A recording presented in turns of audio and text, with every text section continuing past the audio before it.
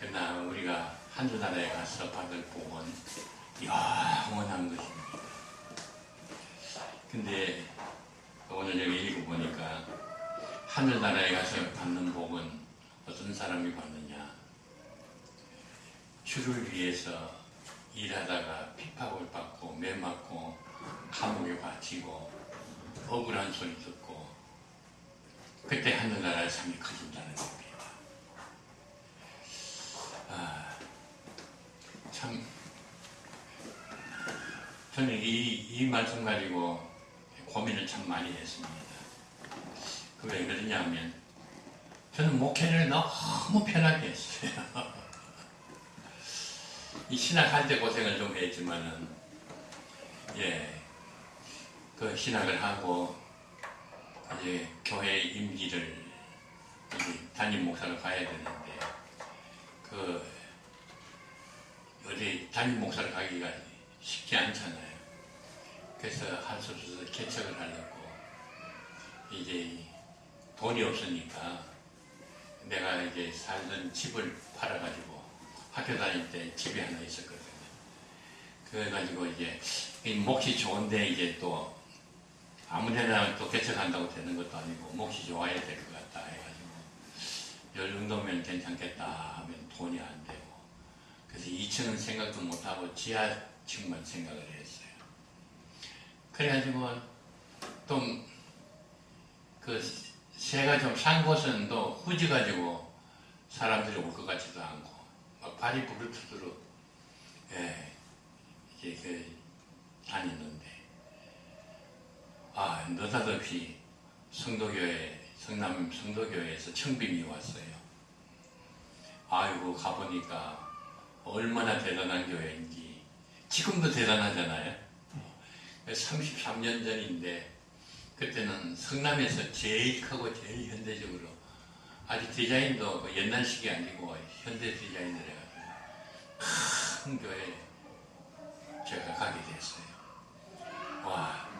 뭐 생활비가 얼마냐, 사택이 있느냐, 뭐 그런 거 물어볼 것도 없지만 무조건 아멘하고 갔죠. 그 사찰 집사가 목사님 여기가 기도실입니다. 지하 기도실을 문을 열었는데 그날이 그 공사 끝날이래요. 그 교회를 크게 지은 목사님은 그 성남의 교회를 이제 개척을 해가지고 12년 만에 처음에 조그만한 집에서 시작해가지고 얼마나 이분이 뭐 대단한 분인지 40일 금식 기도를 3번씩이나 한 분이에요.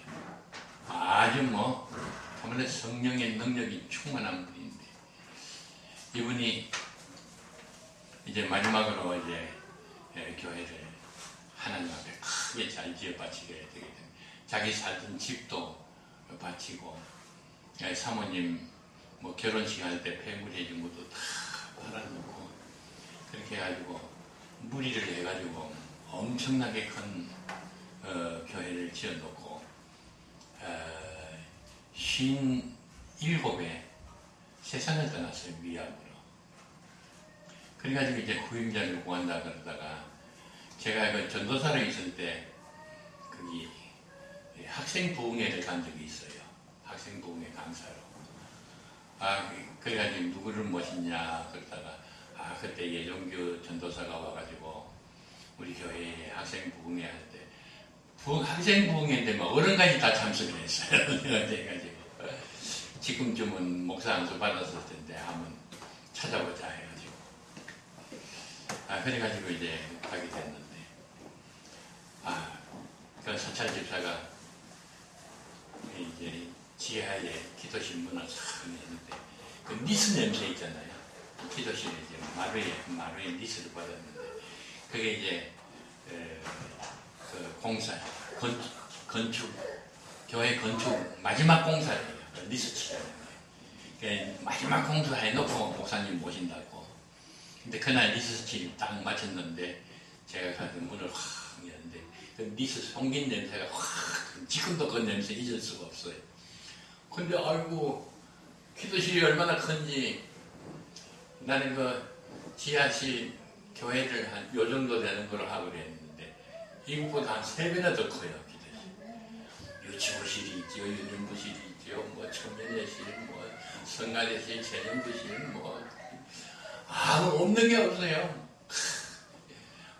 목사님 미리 올라와 보세요 해가지고 이제 3층 이제 그 본당에 가서 문을 탁 열는데 보니까 우와, 이게 뭐 황홀한 거야. 교회가 너무 좋아가지고 새 교회. 그리고 교회를 지어놓고 목사님은 세상을 떠나시고 내가 가가지고 이제 후임으로 가지고 목회를 하게 됐는데, 와, 교회가 얼마나 좋은지. 이 재직회를 해요. 재직회를 하고 이제 그때는 오전 예배 드리고 재직회를 했어요. 오후 예배가 아니고 이제 집에 돌아가서 이제 점심 먹고 저녁 먹고 이제 저녁 예배 드리러 왔는데, 오전 예배를 드리고 재직회를 하는데, 그렇게 은혜스러운 재직회가 없더라고요.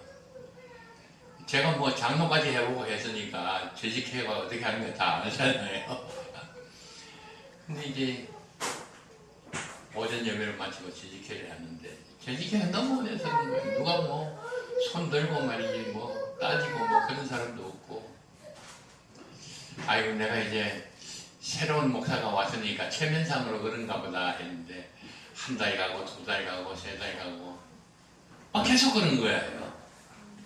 그래서 김인성 권사님이라고 계신데 그 권사님 보고 난 우리 성도교회만 이렇게 큰 줄 알았더니 재직해서 이렇게 은혜로운 재직회 나 처음 봤다고 그랬더니 휘죽휘죽 자꾸 웃더라고요. 그 눈치가 이상해가지고 권사님 왜 웃습니까? 왜 웃습니까? 아무것도 아니라고 하면 아무것도 아니지 않은 것 같은데 왜 그러냐 그랬더니, 사실은요 전에 목사님 계실 때는 재직회 할 때마다 싸웠대요. 그 목사님이 막 성령 충만하고 막 귀신 쫓아내고 병 고치고 막 대단한 목사님인데도 재직회가 되면 말이죠 막 따지고 말이야 싸우고 막 목사님이 화가 나가지고 재직회 하다가 말 안 한다고 말이야 막 삐쳐가지고 나가면 권사님이 따로 나가가지고 목사님 차보라 그러시고 그랬는데 어떻게 이상하게 목사님이 오시니까 아무도 따지는 사람이 없네요. 그러더라고요. 나 깜짝 놀랐어요. 세상에. 내가 22년 7개월 동안 성도교회에서 목회를 했는데, 우리 케이사님도 알다시피 참 우리 성도교회 편안한 교회였어요. 얼마나 뭐 교인들이 막 목사 섬기고 개접하고, 한 번은 이제 우리가 이북노회예요. 함해 노회가 돼가지고 노회를 부산서도 하고 대구서도 하고 뭐 서울서도 하고 그런데 부산 제1교회에서 노회 한다고 이제 주보에 광고를 냈어요. 그러면 거기서 이제 광고 내가지고 월요일날 간다 그랬더니 이제 우리 교회 김정범 장로님이라고 그분이 성남하고 분당 터미널, 고속버스 터미널 사장이었어요. 아주 성남에서는 아주 실세 아주 좀 괜찮은 분인데, 월요일날 이제 준비해가지고 가방 들고 이제 버스 터미널로 갔는데 깜짝 놀랐어요. 이 장로님이 정장을 하고 표를 사가지고 탁 들고 터미널 문 앞에 기다리고 있는 거예요, 날. 와, 그때 우리 교회 안수 집사가 그게 총무야예요. 그러니까 뭐 장로님이 안수 집사한테 목사님이 이제 부산으로 이제 노회 가니까 표 끊어가지고 잘 안 내드리라 뭐 그러면 됐는데, 딱 와서 정장을 하고 탁 서 있더라. 그러니까 혼자 서 있는 게 아니라 사모님은 또 권사님이신데 권사님은 또 한복을 입고 둘이서 탁 서 있는 거예요. 나는 뭐 누가 국회의원이나 장관이나 오는가 해가지고 장로님 누구 이렇게 기다리고 있어요? 목사님 기다리고 있지요.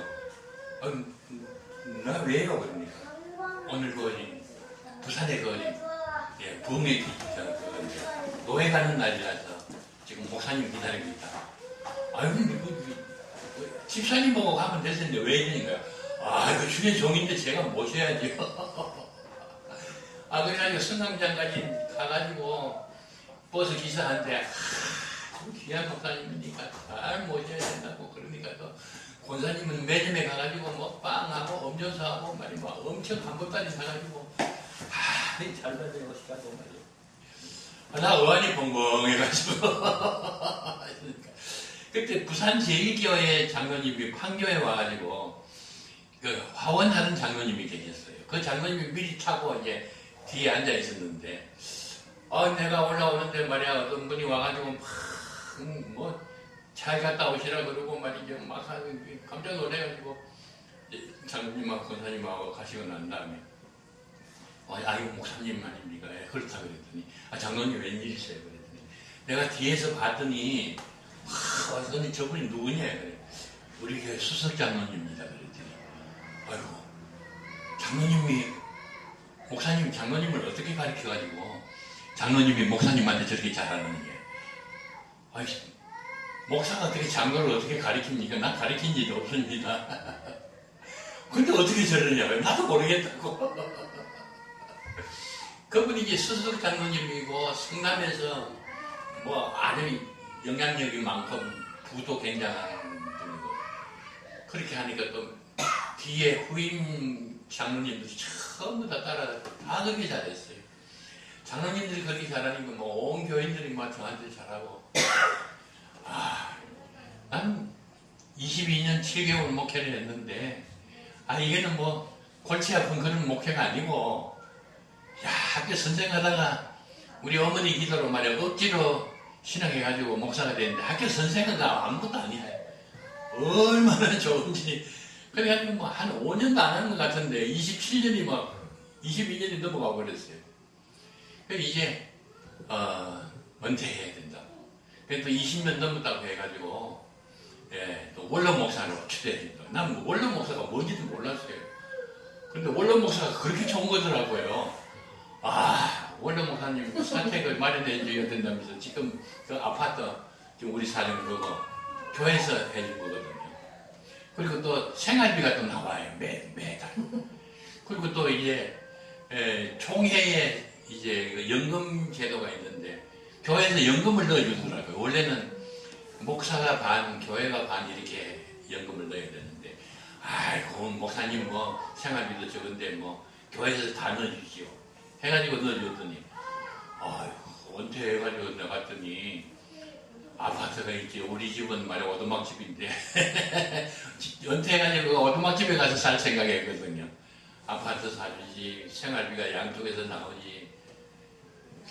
너무 좋은데 가만히 생각해보니까 오늘 이거 8째 복 생각이 나는 거예요. 주를 위해서 핍박을 당하고 얻어 터지고 감옥에 가고 막 온갖 중상모략을 받아가지고 이거 막 밤에 잠을 못 자고 그래야 상 받나 했는데 나 22년 동안 장로님들 사랑받고 온 교인들 사랑만 받고 대접만 받고 살았으니 22년 했으니 이건 뭐 상 받을 게 하나도 없을 것 같더라고요. 그래서 이제 은퇴할 때 하나님 앞에 기도했습니다. 하나님의 은혜로 이렇게 목회를 잘했는데 내가 하늘나라에 가서 상 받을 게 하나도 없는 것 같습니다. 이게 이제라도 내가 상을 좀 받으려 그러면 은퇴해가지고 내가 할 수 있는 게 그럼 설교하는 것밖에 없으니까 개척교회, 미자립교회 부흥회는 하고 싶은데 재정이 없어서 부흥회 못하는 교회 또 무상으로 사례비 없이 가서 해준다 그래도 뭐 교인이 없어서 못하는 교회 그런 교회에 나 보내주시면 사례비 안 받고 뭐 호텔에 가서 잠자지 않고 목사님 서재에서 잠자고 음식은 그저 잔치국수만 해주고 만족하고 그래 가서 부흥회를 하게 해주십시오. 그러면 하늘나라에 가가지고 하나님께서 조그만 상이라도 하나 주시지 않겠습니까? 그렇게 기도를 했어요. 근데 이게 웬일이에요? 2004년도 22년 동안 목회를 하면서 그 안식년을 한 번도 해본 적이 없어요. 그러니까 목사님 마지막 해에는 그저 여행비를 다 드릴 테니까 가서 이제 여행하고 1년 동안 푹 안식하고 2005년도부터는 이제 원로 목사로 대우해 주겠습니다 그러더라고요. 근데 2004년도 안식년 안 가고 내가 부흥회하게 해달라고 부탁했어요. 그러니까 2004년도 첫 주부터 부흥회 요청이 들어오는데 내가 부흥 강사가 아니거든요. 학생 부흥회는 좀 다니고 했는데 성동교회에 오니까 부흥회 하러 올라가는 데가 없어가지고 부흥 강사도 아니었는데 첫 주부터 부흥회 오라 그래가지고 갔는데 아마 난 이렇게 생각했어요. 후배들이 여목사 은퇴했다 그러니까 대접상으로 그냥 한번 청해주는가 보다 그렇게 알았어요. 근데 계속 오라는 거예요. 이게 웬일이야. 그래서 2004년도부터 부흥회 다니기 시작했는데 금년에 12년째입니다. 나는 재작년에 아주 10년 동안 부흥회 하고 이제 하나님께서 거칠까 했더니 11년 돼도 금년에 12년 된데 금년도 이제 7월 달에 한 주, 9월 달에 한 주, 2주만 아직 예약이 안 돼 있고 연말까지 다 약속이 돼 있어요. 이게 웬일인지 모르겠어.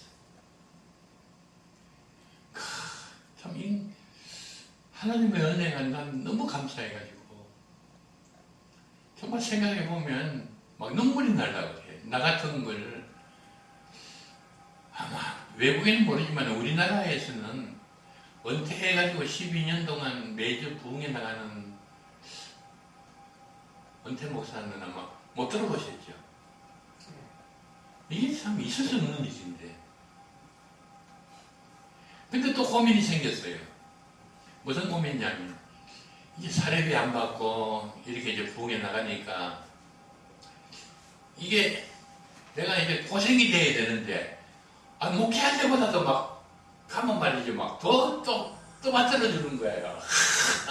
귀한 원로 목사님, 우리 같은 교회, 좁은 교회 오셨다고 해가지고, 막 대접하고, 선물해주고 막 일어나라 그래가지고 박수해주고 그러니까 내가 생각해보니까 이건 상 받으려고 내가 왔는데 여기 박수 다 받아버리고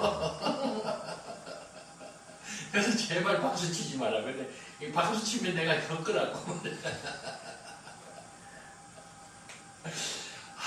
나는 찾아가서 생각하면 하나님 은혜에 너무 감사한 거예요. 어떻게 나 같은 것을 이렇게 귀히 쓰시는구나. 하늘나라에 가서 상 받을 게 없어서 고민을 하는데 한 가지 위안이 있어요. 그건 뭐냐면 하나님께서 내가 허리 아픈 병을 주셔가지고 이제 차가 오면 집에서 내려와가지고 차 타고 여기 와가지고 내려가지고 올라오고 하는데도 허리가 아파요. 그래서 아침에 오전에 1시간 오후에 1시간 이거 하고 나면 허리가 굉장히 아파요. 그러면 너무 감사한 거예요. 그리스도의 남은 고난을 그의 몸된 교회를 위하여 내 육체에 채우더라. 그 말씀이 생각나는 거예요. 내가 허리가 안 아프면 가가지고 부흥회 가가지고 대접만 받고 이래서면 상받을 게 하나도 없는데 이제 심판대 가가지고 예수님께서 너 날 위해서 무슨 고생을 했냐 그러면 허리 있지 않습니까? 허리. 그러면 맞아. 너 내 때문에 허리 아픈 거 고생했구나 해서 조그만 상 하나 있을 것 같아. 그래서 사람들이 자꾸 병원에 가가지고 이거 수술하래요. 수술하면 내가 상이 없어질 텐데.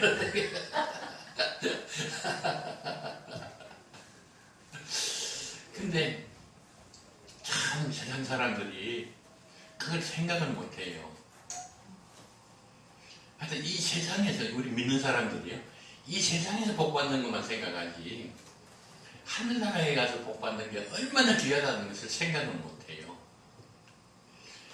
우리나라에서 가장 유명한 권사님 중에 한 분이 현신의 권사님. 이분 정말 훌륭한 분이에요. 신유의 은사를 받아가지고 많은 사람을 고치고 귀신 많이 쫓아내고 저는 이분 한 분 만나보지도 못했어요. 근데 얼마나 유명한지 근데 이분이 막 기도하다가 입신을 해가지고 하늘나라에 가셨대요. 하늘나라 가보니까 막 황금보석 꾸민 집이 말이야, 막 철비한 게 있는데 큰 집도 있고 작은 집도 있고 너무 황홀한 거예요.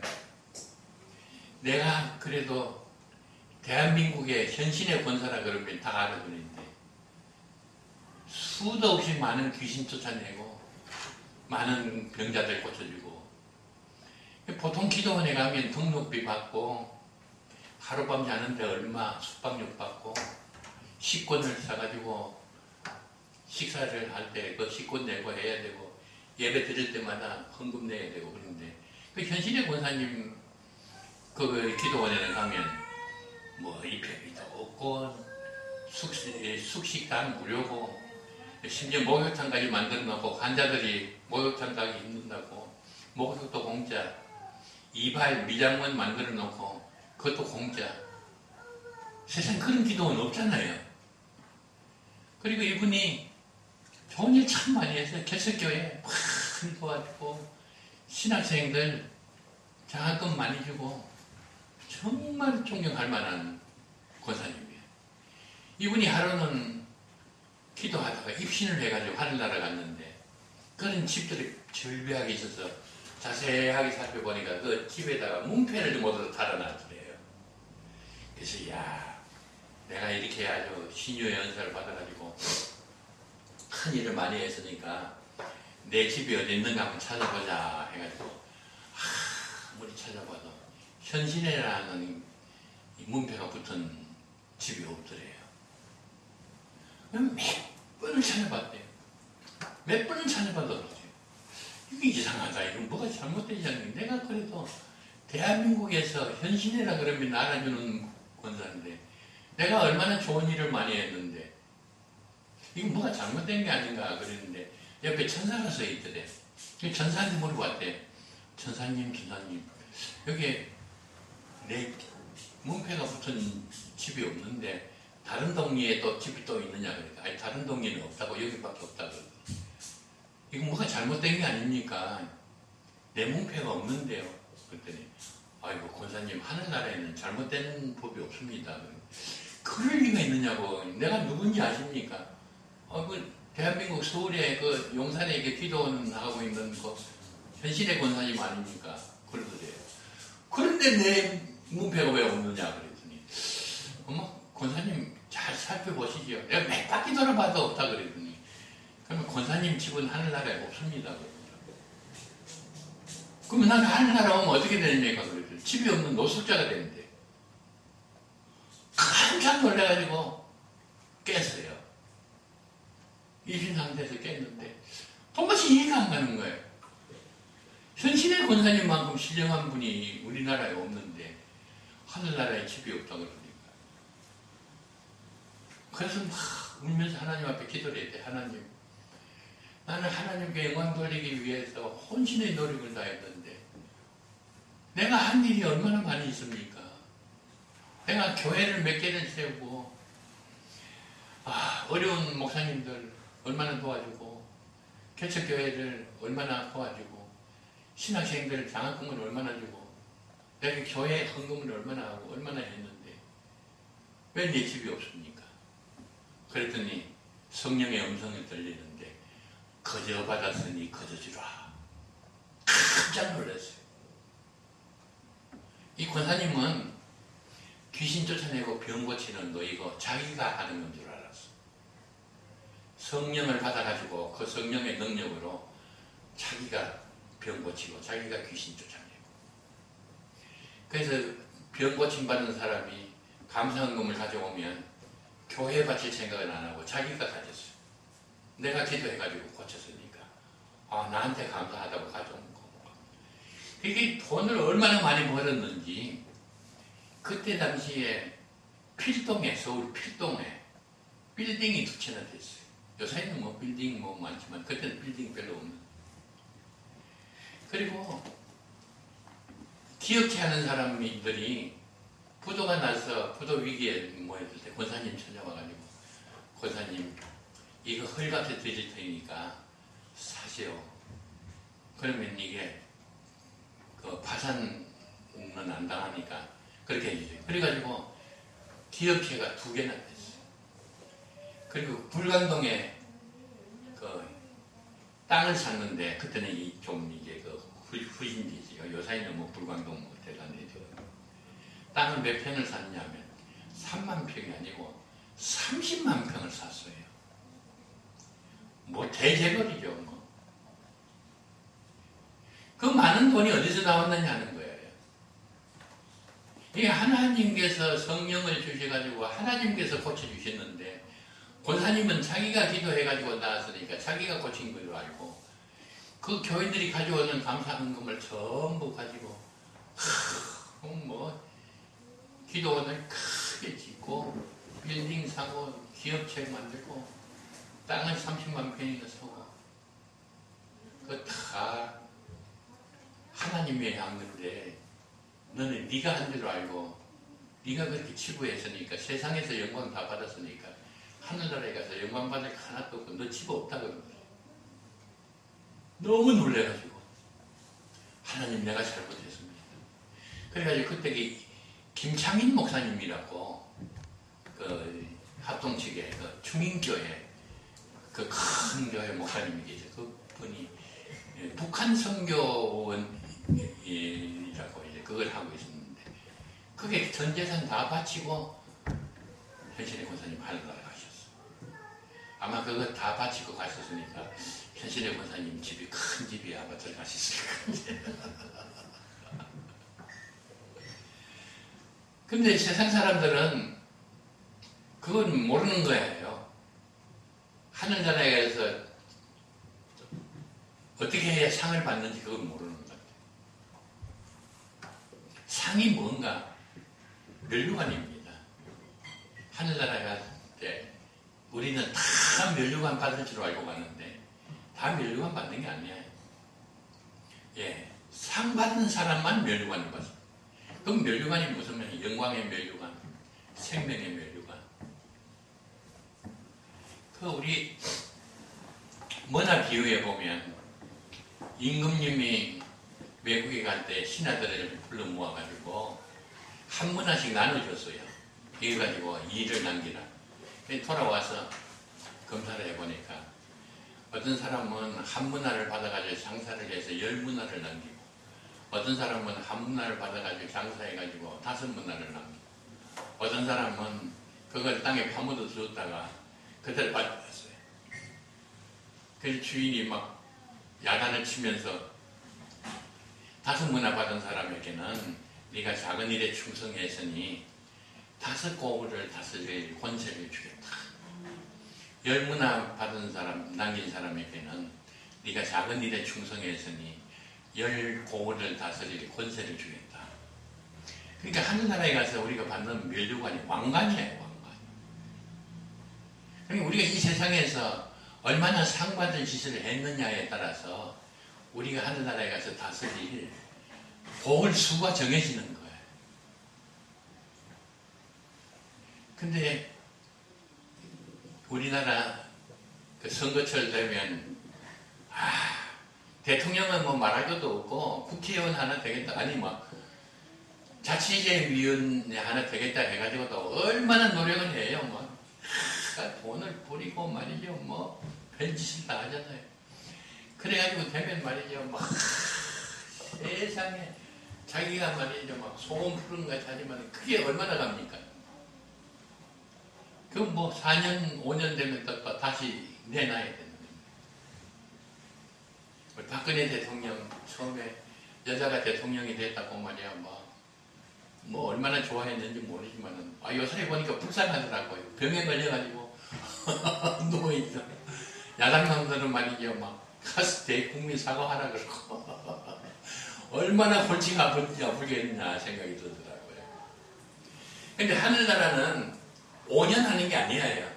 우리가 하늘나라에 가가지고 조그만 나라를 하나 받아가지고 왕노릇 하면 영원토록 왕노릇 하죠. 그렇게 되어 있잖아요. 요한계시록에. 그리고 그 우리나라 같이 야당이 거세면 그 5년 하기도 힘드는데 영원토록 왕노릇 하려면 어떻게 하겠어요. 근데 성경에 보니까 하늘나라 왕노로 사는 데는 야단이 없는 것 같아요. 그거 할만할 것 같아요.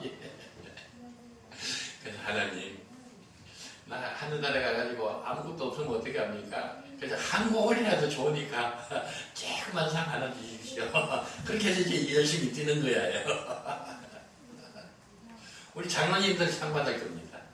아, 이렇게 훌륭한 장로님들이 이렇게 어려운 교회에 와가지고 이렇게 도와주시면 하나님께서 기뻐하시고 틀림없이 우리 장로님, 권사님 하늘나라에 상 있는 게 틀림없습니다. 지금 뭐 큰 교회 가도 대접받을 분들 아니에요. 예. 성경 한 권 찾아볼게요. 이 성경을 아는 사람 별로 없더라고요. 고린도전서 3장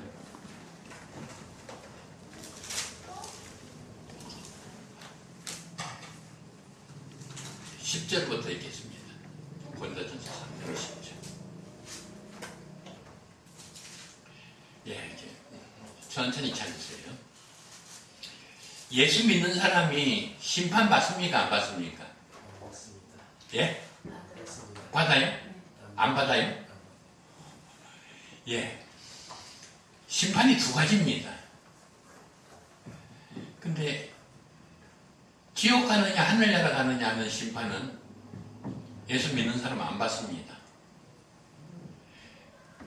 그게 요한복음 3장에 있죠. 요한복음 3장 18절에 예수 믿지 않는 사람은 이미 심판을 받았느니라. 그러니까 지옥 가느냐 하늘나라 가느냐 하는 심판은 최후의 이제 지구 종말 때 가서 받는 심판이 아니에요. 그거는 지금 받는 겁니다. 예수 믿는 사람은 심판 안 받고 요한복음 5장 24절 내가 진실로 진실로 너희에게 이르노니 내 말을 듣고 나 보내신 자를 믿는 자는 심판에 이르지 아니하고 사망에서 생명으로 옮겼느니라. 영생을 얻었고 심판에 이르지 아니하고 사망에서 생명으로 옮겼느니라. 그러니까 지옥 가느냐 하늘나라 가느냐 하는 심판은 안 받습니다.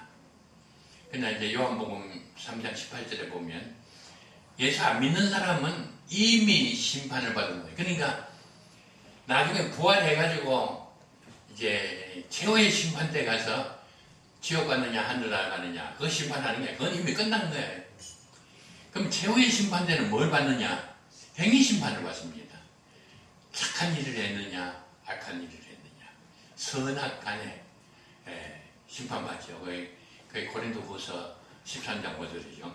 근데 여기 고린도전서 3장 10절에 보면 여기 공역 심판이 있습니다. 요거는 예수 믿고 하늘나라 가는 사람들이 받는 심판. 언제 받느냐? 요거는 최후에 우리가 부활해가지고 세상 종말 때 우리 주님께서 심판주로 천사장의 나팔 소리와 함께 와가지고 심판할 때 예수 믿는 사람은 얼마나 큰 상을 받느냐 그거 심판이고 예수 안 믿는 사람은 지옥 가는데 지옥 몇층 가느냐 그거 심판입니다. 근데 많은 사람들이 이거 구분을 못해요. 최후에 가가지고 하늘나라 가느냐 지옥 가느냐 그거 심판받는 것으로 생각하는데 아니야 이미 우리는 하늘나라 가게 되어 있습니다. 예, 아까 이제 고린도전서 3장 10절 제가 읽어볼게요. 내게 주신 하나님의 은혜를 따라 내가 지혜로운 건축자와 같이 틀을 닦아두매 다른 이가 그 위에 세우나 그러나 각각 그 위에 어떻게 그 위에 세울 것을 조심할지니라. 이 닦아둔 것 외에는 능히 다른 틀을 닦아둘 자가 없나니 이 틀은 곧 예수 그리스도라. 만일 누구든지 금이나 은이나 보석이나 나무나 풀이나 짚으로 이 터 위에 세우면 각 사람의 공력이 나타날 터인데 그날이 공적을 밝히리니 이 사람의 공적이 어떠한 것을 시험할 것입니다. 만일 누구든지 그 위에 세운 공적이 그대로 있으면 뭘 받아요? 상을 받고 누구든지 그 공적이 불타면 뭘 받아요? 해를 받으리니 이 해가 뭔지는 잘 모르겠어요. 하여튼 상하고 반대 개념입니다. 그러나 자신은 구원을 받되 뭐 가운데서? 불 가운데서 받을 것 같으니라. 이게 무슨 말입니까? 예, 우리는 예수 믿고 구원받으면 다 하늘나라 가는 줄 믿고 있어요. 믿습니까? 맞아요. 근데 하늘나라 가는데, 하늘나라 가면 다 황금보석 꾸민 집에서 왕노릇 하는 줄 아는데, 그건 아니야. 믿음으로 의롭다 함을 여기는 것을 갖다가 칭의구원이라고 그래요. 이 칭의구원을 하늘나라 가느냐, 지옥 가느냐 하는 구원인데, 이건 이미 우리 받았어요, 칭의구원은. 심판 있고, 심판해서 받았습니까? 심판 없이 받습니까? 그건 심판 없이 받습니다. 근데 심판하는데 뭘 하느냐? 상 받느냐, 해 받느냐. 이거 과정을 뭐라 그러냐면 성화 과정이라고 합니다. 하늘나라 가느냐, 지옥 가느냐 하는 구원은 칭의구원. 칭의구원 받은 사람이 다 하늘나라 가가지고 왕노릇하고, 황금보석 꾸민 집에서 사는 게 아니고, 심판 받아요. 마지막 때. 그때 심판 받는데 어떻게 받냐? 공적에 따라서 심판을 받아요. 공적. 공적이 뭐죠? 어떤 행위를 하면 공적이 생기죠. 근데 예수 믿고 구원은 받았는데 열심히 행했는데 심판을 받아보니까 공적이 없어요. 그러면 뭘 받는다고요? 해를 받는다고 그랬어요. 그러면 이게 뭘까요? 공적이 없는 사람이 아니고 공적이 있는데 그 공적을 불에 넣어가지고 심판을 한다는 겁니다. 예를 들어서 어떤 장로님이 교회를 하나 세웠어요. 땅을 바치고 그 위에다가 뭐 교인들, 가난한 교인들이니까 헌금하라고 그래봤자 몇 푼 나오겠느냐. 이게 이제 장로님이 전부 재정을 들여가지고 교회를 잘 세웠어요.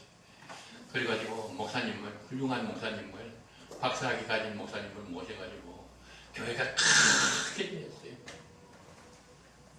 그럼 하늘나라에 가서 상 받겠죠? 근데 아니에요. 심판을 해봐야 돼요. 아니, 장로님이 땅 바치고 교회 짓고 목사님 모시고 교회를 크게 했는데 심판할 거 뭐 있느냐? 그게 아니에요. 장로님이 땅을 바치고 교회를 지어 바치고 목사님을 모시고 교회를 크게 해도 심판하면 불에 타는 경우가 있고 불에 타지 않는 경우가 있습니다. 그게 이상하네요. 그게 뭐냐면 땅을 바치고 교회를 지어 바쳐도 이게 육신의 생각에서 나온 것 같으면 불에 넣어보면, 심판할 때 불에 넣어보면 타버려요. 영의 생각으로 하는 것만 공적으로 불타지 않고 남아있어요. 착각하면 안 됩니다. 그거 뭐 심판해보기 전에 알아요, 벌써. 어떤 교회에 가면 말이죠. 이 교회는 우리 장로님이 땅 바치고 교회를 잘 이제 혼자서 지어가지고 목사님 모셔가지고 이렇게 큰 교회가 됐습니다. 그런데 이 장로님 보면 알아요. 그 장로님이 그 교회에서 터줏대감 노릇하면 그건 육신의 생각으로 지어바친 겁니다. 제가 다니던 그 학교에 동아중고등학교인데 그 교회에 있는 그 학교 이사장님이 서울에 있는 어느 교회 장로님이십니다. 이분이 북한에서 내려와가지고 정말 자수성가 해가지고 그 상계동 쪽에 땅이 엄청 많은 분이야. 그래서 교회를 하나 지어가지고 교회를 짓고 목사님을 모셔가지고 교회를 이제 했는데 이 장로님이 그 교회 안 나가는 거예요. 왜요? 그 교회 나가면 자기가 주인 노릇한다고. 그 교회 안 나가는 거예요. 그 동아중고등학교 이사장입니다. 정말 이런 분은 하늘나라에 가서 그 교회를 지어 바친 그 공적을 불에 넣어보면 안 타요. 그러면 뭘 받을까요? 상을 받는다고. 어떤 교회 가보니까 장로님이 말이 그 지어가지고 했다고 해가지고 다 그냥 터질도감들을 하는데 목사를 청해가지고 마음에 안 들면 내쫓고 말이 또 청하고 말이죠. 뭐 자기 왕국이야. 마음대로 해야 해요. 아무리 훌륭한 공적을 쌓아도 자기 위주로 자기를 나타내기 위한 공적은 다 불타버리는 거예요. 그러니까 우리는 그런 걸 생각하지 않고 교회를 위해서 얼마나 충성하느냐, 얼마나 바치냐 이것만 생각하는 거예요. 정말 이건 위험한 생각입니다. 지금 우리 한국 교회가 장로하고 목사하고 싸우고 장로하고 싸우고 폐거를 지어가지고 말이야. 나는 바울상이다. 나는 바울파다. 나는 아볼로파다. 나는 개바파다. 그까지가 아볼로, 개바, 바울이 뭐냐? 우리는 그리스도파다. 이렇게 해가지고 막 고린도 교인들이 싸웠잖아요. 지금 그 모양이에요. 그 모양. 나는 오카는 목사님 파다. 나는 뭐 오장님 목사님 파다. 해가지고 막 싸우는 거야. 들어보면 다 맞아요. 이쪽만 들어보면 맞아요. 이쪽만 들어보면 그게 맞아요. 둘이 다 맞는 거야. 그런데 싸우는 거야. 나는 신학에 들어가기 전에 장로로 있을 때는 칼빈 신학만 신학이 있는 줄 알았어. 칼빈하고 반대되는 주장하는 거는 전부 다 이단인 줄 알았고요. 근데 장로교 신학대학 들어가 보니까 칼빈 신학만 가르치는 게 아니라 신학이 여러 가지예요. 난 그 대학 교수들이 전부 다 이단인 줄 알았고 그래요. 하나님의 말씀은 워낙 깊고 심오하기 때문에 우리 인간이 아무리 연구해도 한쪽 면밖에 못 봐요. 장님 코끼리만 지키시기야. 근데 우리는 교회에서 싸우는데 어떻게 싸우냐면 내 생각은 옳고 내 생각이 하고 다른 사람은 틀린 거로 보는 거예요.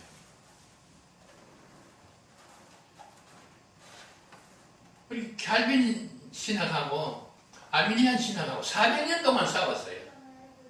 자기네들이 옳다고. 그러다가 결국 서로 인정하자.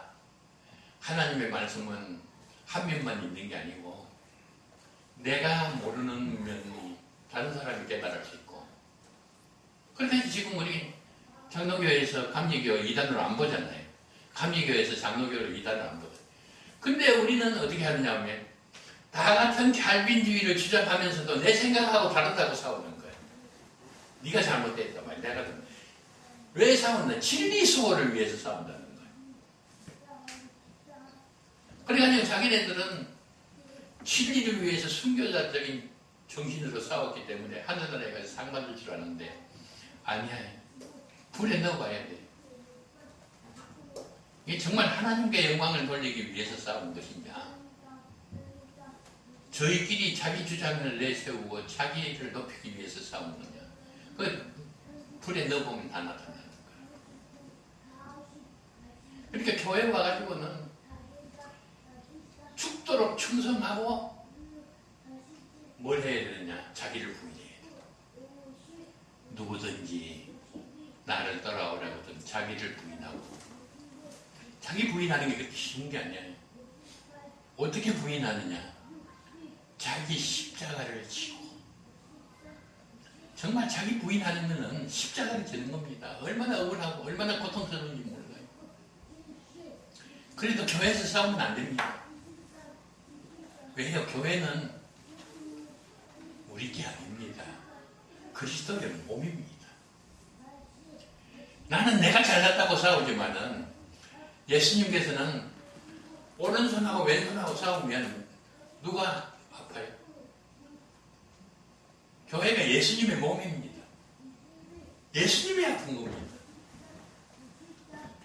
그런데 우리는 자꾸 내가 옳다는 거예요. 오른손은 내가 옳고 왼손 네가 틀렸다 그러고 왼손은 내가 옳고 네가 틀렸다 그러고 싸우면 결국 한 몸이 지체끼리 싸우게 되는 겁니다. 그래서 고린도전서 읽어보세요. 고린도 교인들은 은사에 부족함이 없는 교인들입니다. 방언하지, 예언하지, 권능 받아가지고 귀신 쫓아내지, 신유의 은사 받아가지고 병 고치지, 믿음이 대단한 분들이지, 지혜의 말씀, 지식의 말씀, 말씀의 박사들이지, 설교를 얼마나 잘하지. 지식의 말씀은 가르치는 은사, 지혜의 말씀을 설교하는 언서. 근데 바울이 고린도 교회에게 편지를 하기를 뭐라고 했냐면 너희는 신령한 자가 아니다.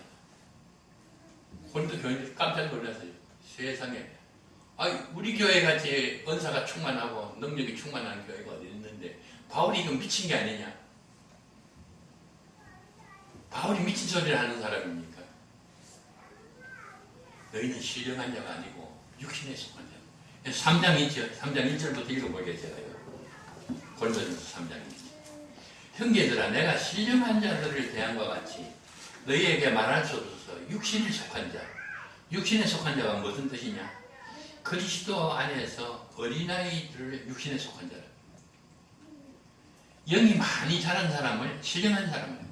근데 고린도 교인들은 아까 현신의 권사님 같이 자기네들이 신령하다고 생각을 했어요. 근데 바울이 너희가 신령한 자가 아니라는 거예요. 그럼 누구냐? 육신에 속한 자다. 영적으로 어린애라는 거예요. 어느 정도 어린애라는. 내가 너희를 젖으로 먹이고 밥으로 아니하였노니 이는 너희가 감당하지 못하더니와 지금도 못하리라. 고린도 교인들이 완전 자존심이 상한 거예요. 아니 자기네들은 이 세상에서 제일 신령한 자로 생각을 했는데 바울 사도가 젖먹이라 그러니까 고린도 교인들이 바울 사도를 좋아하지 않았어요. 바울 사도가 고린도 교회에 가지도 못했어요. 고린도 교인들 배척해가지고. 그 이유가 어디 있느냐? 보세요. 3절.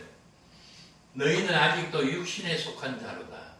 너희 가운데 시기와 분쟁이 있으니 어찌 육신에 속하여 사람을 따라 행함이 아니니요. 병을 아무리 많이 고치면 못합니까?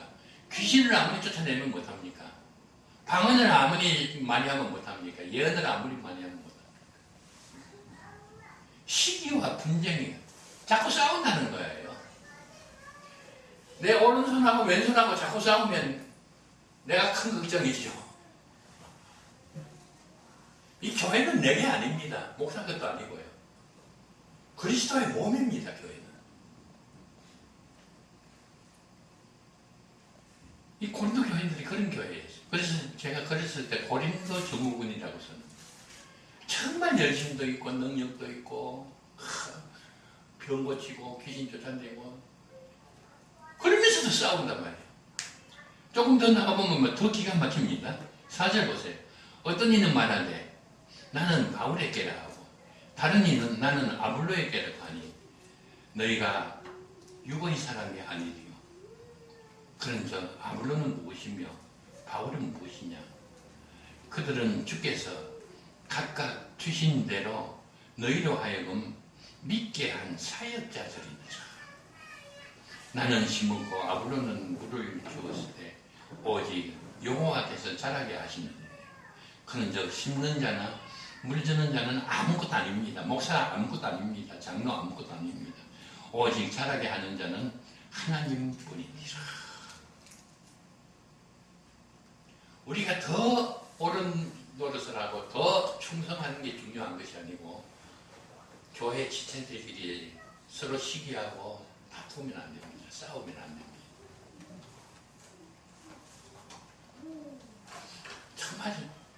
정말 안타까워요. 우리나라 교인들이 열심은 있는데 이걸 모르는 거예요. 교회마다 싸우고 교파마다 싸우고 이단하고 싸우면 그거야 당연하죠. 이단하고 싸우는 게 아니에요.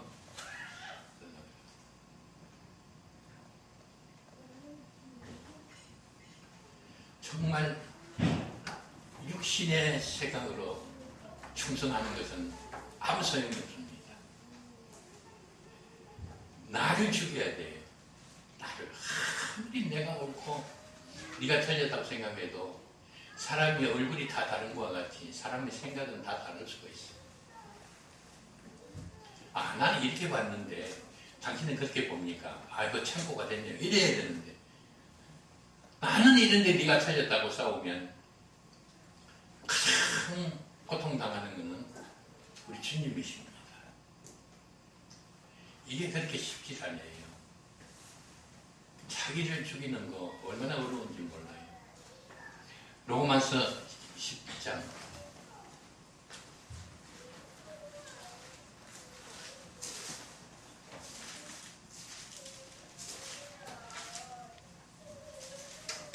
로마서 10장 3절 제가 읽어볼게요. 얼마나 놀라운 일인지. 10장 1절부터 읽어볼게요. 형제들아, 내 마음에 원하는 바와 하나님께 구하는 바는 이스라엘을 위함이니 곧 그들로 구원을 받게 하렵니다. 내가 증언하노니 그들이 하나님께 열심히 있으나, 우리나라 사람하고 같습니다. 우리나라 교인들하고. 이 유대인들 얼마나 대단한지 몰라요. 올바른 지식을 따른 것이 아니라 3절 같이 읽겠습니다.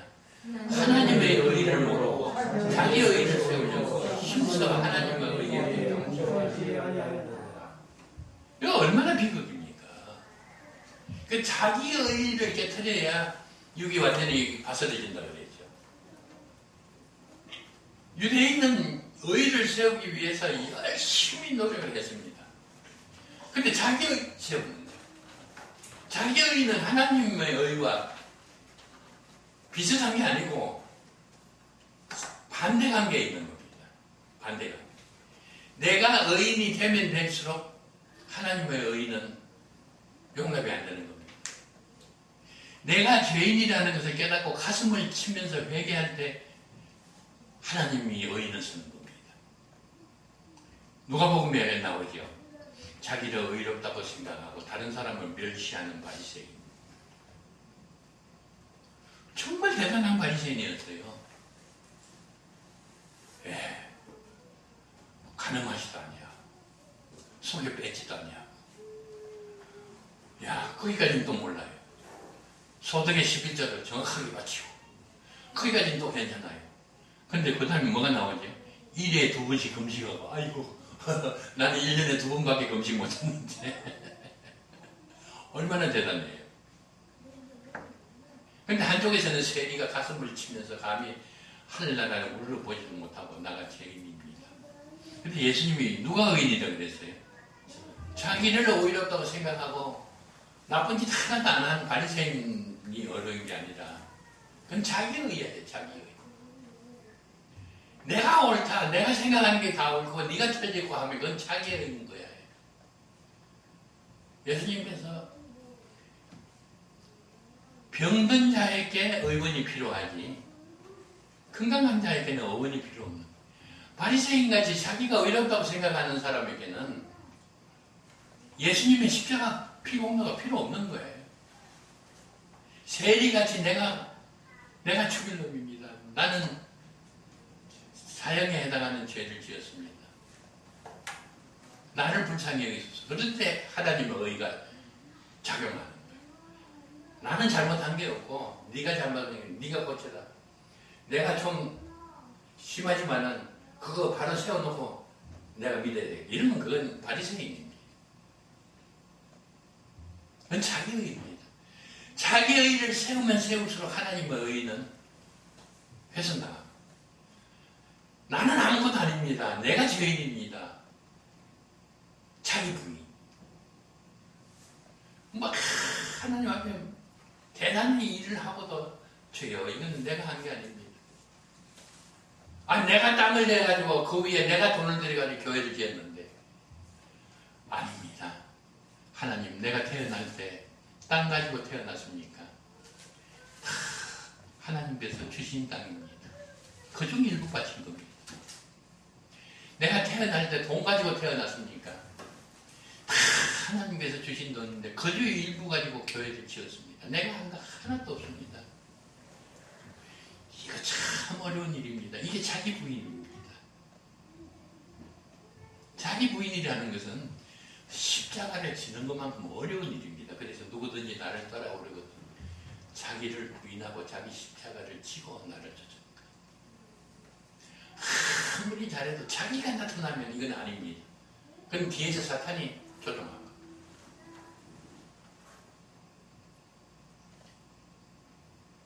나는 목회할 때 내가 잘해가지고 목회를 잘한 줄 알았다고요. 철 들고 보니까 아이고 내가 얼마나 철이 없습니다. 하나님께서 그렇게 하게 해준 것은 난 내가 한 건 줄 알았거든요.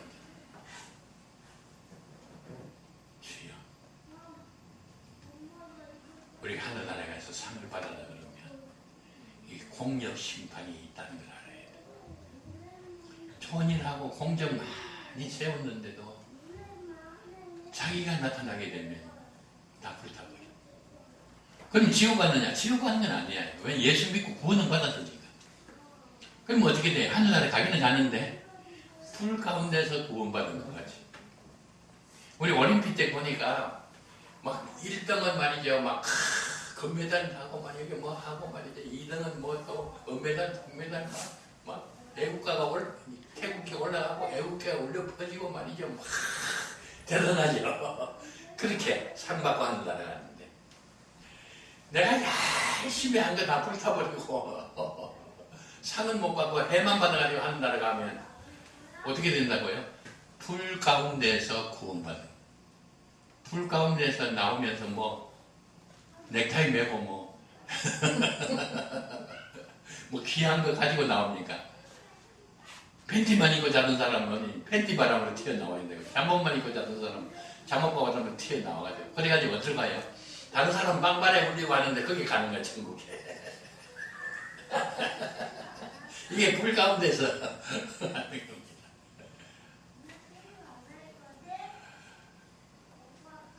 아이고 주여, 내가 생각해보니까 하나 또 하늘나라에 가서 상 받을 게 없네요.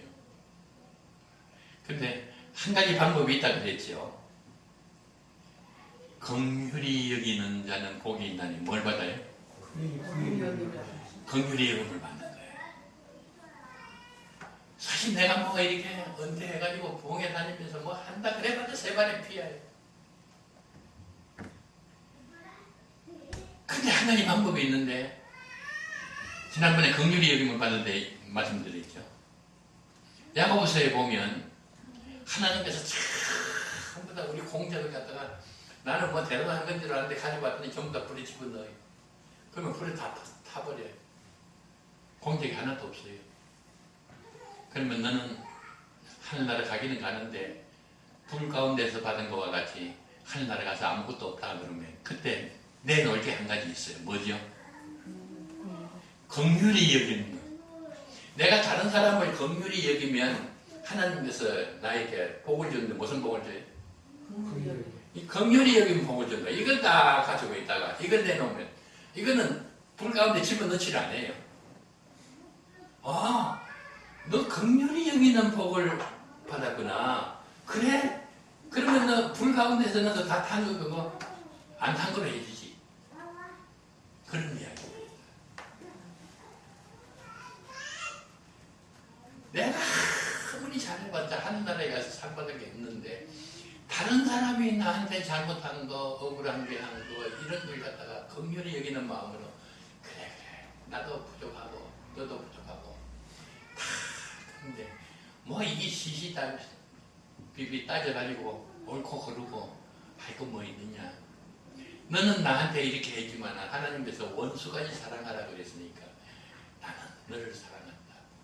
그러면 하나님께서 긍휼이라는 복을 주시는 거예요. 이거 가지고 하늘나라 가면 되는 겁니다. 예수님 나 한 거 아무것도 없는데 요거 하나 가지고 왔습니다. 그리고 다 예수 앞에 내놓으면 아하 너 형제를 긍휼히 여기구나. 나도 너 심판할 때 그대로 하는 게 아니고 긍휼을 베푸는 심판을 주겠다. 할렐루야. 아멘. 기도하겠습니다.